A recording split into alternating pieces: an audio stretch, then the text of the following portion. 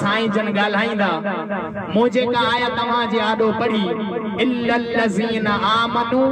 व अमिलु सालिहात फलहुम अजरुन गैरु ममनून मगर जन ईमान आंदो ऐं साले अमल कया उन्हनि जो अजर खुटण वारो न सुभान अल्लाह जन ईमान आंदो ऐं साले अमल कया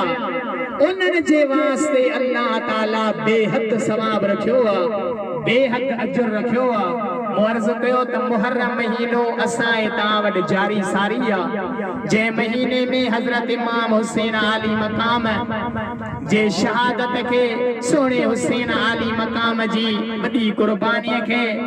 करबला जे शहीदनि खे यादि कबो आहे पंजतन पाक जो ज़िक्र थींदो आहे आले रसूल जो ज़िक्र थींदो आहे हज़रत इमाम शाफ़ई रहमतुल्लाह ताला अलैहि फरमायो आहे त आलुन नबी वसीलती व हुम इलैहि ज़रियती उरजू बिहिम ओता गदन बेअदल यमीन सहीफत नचई सुभान अल्लाह मां इन आयत जी तशरीह कई दरगाह आलिया रानीपुर ते क़िबला साईं सैयद अब्दुल जब्बार शाह वारी दरगाह आलिम सगोरा मुफ्ती मौजूद आ तुसी किथे पढ़ियो हुई मुझे पढ़ियो छपरन में पर ये सब तुम्हारा करम है आका के बात अब तक बनी हुई है कोई सलीका है आरज़ू का न मेरी बंदगी है ये सब तुम्हारा करम है आका छा फरमाई आलुन नबी वसीलती वहुम इलैहि ज़रियती उरजू बिहिम ओता गदन बियदिल यमीन सहीफती यानी आले रसूल जी मोहब्बत जे सदके इमाम शाफ़ी के यकीन कामिल अकीदो बरगुज़ीदो त क़यामत जो ॾींहुं थींदो त मुस्तफ़ा जे बचड़नि जे मोहब्बत जे सदके मूं इमाम शाफ़ी के इमाल नामो साजे हथ में मिलंदो पंजतन पाक जो जिक्र अल्लाह ताला कुरान करीम में फरमायो मरजल बहरैन यल्तकियान बैनहुमा बरज़खुल ला यबगियान फबिअय्यि आलाए रब्बिकुमा तुकज़्ज़िबान यख़रुजु मिनहुमल लुलु वल मरजान फबिअय्यि आलाए रब्बिकुमा तुकज़्ज़िबान मरजल बहरैन यल्तकियान अल्लाह फरमायो बिन बहरन के गड वहायो एक जो पानी खारो आ बे जो पानी मिठो आ पर बैनहुमा बरज़खुल ला यबगियान उन्हनि बिनी जे विच ते एड़ो बरज़खा एड़ो पर्दो आ जो एक बे ते तजावुज़ न था कन एक बे में खिलत मिलत न था थियन जे न त खारो पानी न खारो रहंदो न मिठो मिठो रहंदो फबिअय्यि आलाए रब्बिकुमा तुकज़्ज़िबान रब जे किरण किरण नेमतन जा इनकारी थींदो यख़रुजु मिनहुमल लुलु वल मरजान उन्हनि बहरन मझा मोती ऐं मरजान निकरन था फबिअय्यि आलाए रब्बिकुमा तुकज़्ज़िबान सुभान अल्लाह अन्या कुछ सुस्ती आहे 15 मुहर्रम जी रात साईं अली मोहम्मद जे बिरादर साईं मीर मोहम्मद प्रोग्राम रखियो पौणे 12 ते तकीर कयम पर पोइ बि माण्हू चवनि पिया से अञा थकिया कोन होगे पर वरी साईं जे नाले चऊं त तबियत सही कान्हे इसका ॿार कोन निकितो आहे पर अल्हम्दुलिल्लाह हिते आयो आहे पोइ साईं जी बि ज़ियारत ओॾा सैयद जी ज़ियारत मची मुड़स थियो सुभान अल्लाह याखरुज मिनहुम अल्लुलु वल मरजान उन्हनि बहरनि मंझां मोती ऐं मरजान निकिरनि था फबि अय्यि आलाए रब्बिकुमा तुकज़्ज़िबान पोइ मूं रब जे कहिड़नि कहिड़नि नेमतुनि जा इनकारी थींदो। इन्हनि आयतुनि जे तफ़सीर में मुफ़स्सिरनि जा मुख़्तलिफ़ कौल आहिनि पर घणा दलील इन ते आहिनि घणा कौल इहे आहिनि त इन्हनि बहरैन मां मुराद इमाम अलीउल मुर्तज़ा शेरे ख़ुदा ऐं खातून जन्नत सैयद फातिमत ज़हरा रज़ी अल्लाह ताला अन्हा आहे ऐं मोती ऐं मरजान इमाम हसन ऐं हुसैन सुभान अल्लाह जंहिंखे असीं चवंदा आहियूं पंज तन पाक हाजी गुलाम नबी महेसर मदाही रहमतुल्लाह ताला अलैह जो शेरा जन प्यार कयो आहे पंज तने जे घराणे सां अल्लाह जो प्यार आहे पकतन जे घराणे सां जन प्यार कयो आहे पंज तने जे घराणे सां प्यार छो न हुजे अल्लाह फरमायो इन्नमा युरीदुल्लाह लियुज़हिब अन्कुमुर रिजस अहलल बैत व युतहिरकुम तत्हीरा सुभान अल्लाह मां अल्लाह इरादो थो कयां त मुस्तफा तुंहिंजे घराणे खां तुंहिंजे अहल बैतन खां पलीतीअ खे परे करे उन्हनि खे क़यामत तक पाकन पाक बनाया। हज़रत अम्मा आयशा सिद्दीक़ा रज़ी अल्लाह ताला अन्हा रिवायत कई आहे हज़रत अम्मा उम्मे सलमा रज़ी अल्लाह ताला अन्हा रिवायत कई आहे त महबूबन करीमन फरमायो त अहल माना वारा बैत माना घर घर में कुरान लथो आहे अहल बैत माना घर वारा पर पोइ सॼो इमाम हसन खे घुरायो हुसैन खे घुरायो खातून जन्नत खे घुरायो अलीउल मुर्तज़ा शेर ख़ुदा खे घुरायो पंहिंजी पाक चादर जंहिं चादर जो वेढ़ण मुस्तफा जो घुंड हणण दिल पर मुस्तफा जो घुंड करे मदीने जे घिटन में घुमण अल्लाह के एडो पसंद आ जो अल्लाह फरमायो या अय्युहल मुज़म्मिल कुमिल लैल इल्ला कलीला सुभान अल्लाह महबूब अव्हां जे पाक चादर जो वेढ़ण मो अल्लाह के एडो पसंद आ जो क़यामत ताईं अल्लाह के अल्लाह करे मञण वारा होंदा तो दिल पर नबी जे मथा ईमान आण वारा होंदा पर उते तुंहिंजे इन चादर जो बि ज़िक्र हलंदो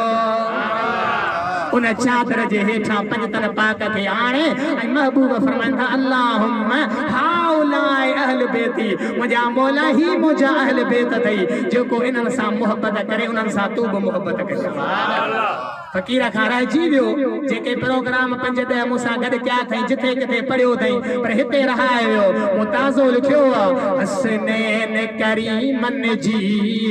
अज़मत निरालिया सरदार आहिनि जंहिंजा सजन्नत निराली आ हसनैन करीमन जी अज़मत निराली आ हसनैन करीमन जी अज़मत निराली तारीख दानन सीरत निगारन मुस्तफा करीम सल्लल्लाहु अलैहि वसल्लम जे दीन जे आलमन लिखियो मां पंहिंजी ॻाल्हि कयां न मञ को हिन दौर जो आलिम लिखे न मञ पर जन क़ुरान पाक जो मफ़हूम मक़सद महबूबन खां डायरेक्ट ॿुधो सहाबी सगोरा वरी उन्हनि खां जन ॿुधो ताबई सगोरा वरी उन्हनि खां जन ॿुधो ताबई सगोरा अहिड़े नमूने इहो सिलसिलो हलंदो हलंदो तो ताईं मूं ताईं पहुतो सुभान अल्लाह उहे मुअर्रिख उहे आशिक़ रसूल लिखनि था पिया हज़रत इमाम हसन सीने मुबारक खां मथे मुस्तफा सां मुशाबे हज़रत इमाम हुसैन सीने मुबारक खां हेठि पाक पेरनि ताईं मुस्तफा सां मुशाबे जंहिं ॿिन्ही खे गॾु बिहार त ॼण ख़ुदि दिलबर नबी बीठो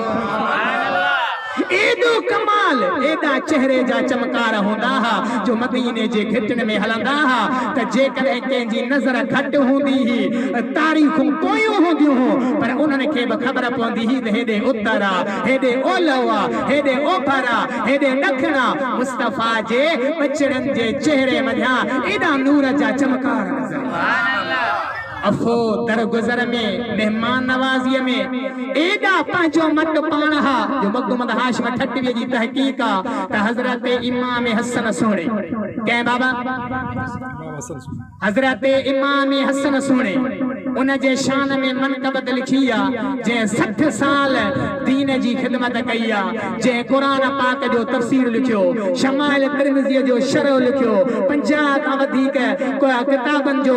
किताब लिखा फारसी जा अरबी जा सिंधी में तर्जुमा कया असा अहल सुन्नत वल जमाअत जे मथा एहसान कयो खास सुन्नतन ते एहसान कयो मुजा मुहसन मुकरम मुर्शिद हजरत किबला से मुफ्ती मोहम्मद इदरीस दाहिरी दामत बरकातुहुल आलिया फरमान था आ हसन मुजतबा शान वारो बचो मिठड़े महबूब जो मानवारो बचो आ हसन मुजतबा साईं भाई काट रहे हो नात खानन ते कन्ना मुखे न देखा दुरूद पढ़ो सल्लल्लाहु अलैहि या रसूल अल्लाह वसल्लम अलैका या हबीब अल्लाह हजरत इमाम हसन सुनो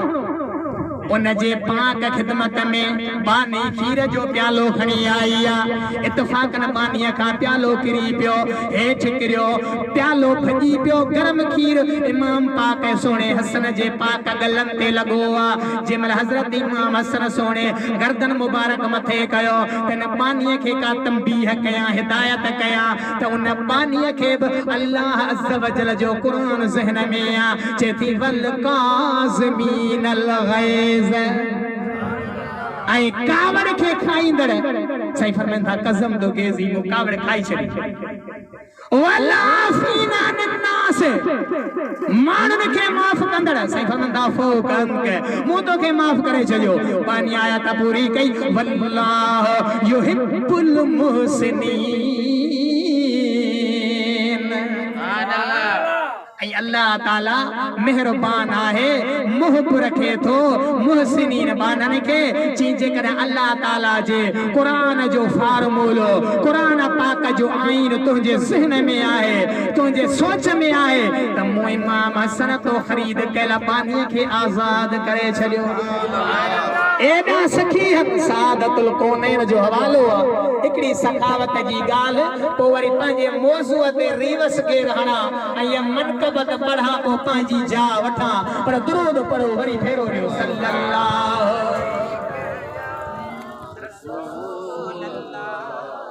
वसल्लम अलैका या हबीब अल्लाह सल्लल्लाहु अलैका या रसूल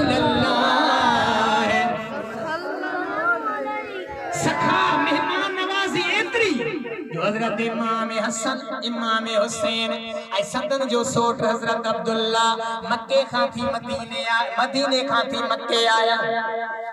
उलमा लिखन था त 25 हज इमाम हसन हुसैन प्यादल कया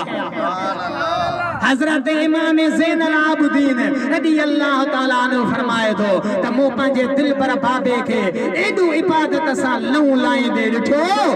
जो 500 नफिल घणा 500 नफिल यानी 1000 रकातूं ॾींहं रात में पढ़ंदो हो रब खे राज़ी कंदो केर असल खां आशिकन जो रहनुमा रहबर हुसैन दाइमा दिल में रहे तो दिल रुबा दिल पर हुसैन रब खे राज़ी बनाई दो बहरहाल सादतुल कौनैन जो हवालो हजरत इमाम हसन हुसैन संदन जो सोट अब्दुल्ला मदीने खां थी मक्के आया किथे आया मक्के थोड़ा ध्यान मक्के वाह मुझे मालिक जो घर बेतुल्लाह पाण ॾिनई के बेलो करे तवाफ़ सां बेड़ी थी तरे वाह मुझे मालिक जो घर बेतुल्लाह राविया